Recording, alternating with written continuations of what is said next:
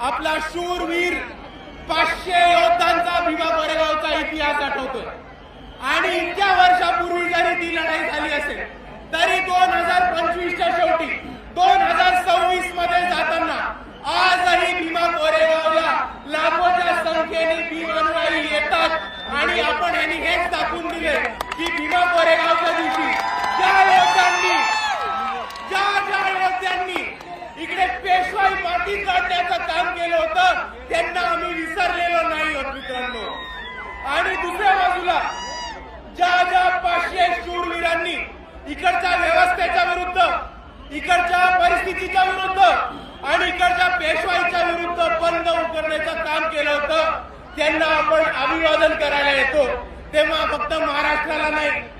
तर भारताला नाही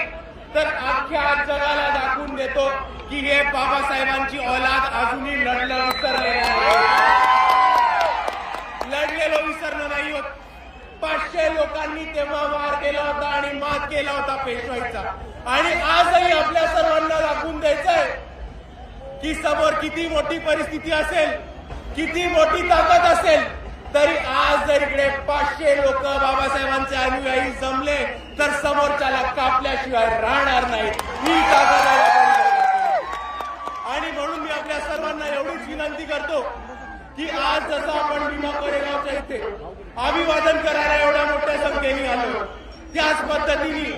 आपल्याला हा शौर्याचा इतिहास आणि आपल्याला आपल्या समाजाचा लढवय्या इतिहास पुढे घेऊन प्रत्येक क्षेत्रामध्ये घेऊन जायचा आहे आणि भीमा कोरेगावच्या शौर्यांना आपण तेव्हाच अभिवादन करू जेव्हा आपण त्यांच्या पद्धतीने त्यांच्यासारखे छाती टोकपणे लढणं शिकू। एवढं म्हणून मी माझे 2 शब्द थांबवतो। आपल्या सर्वांना एकदा पुन्हा एकदा जय भीम, जय संविधान।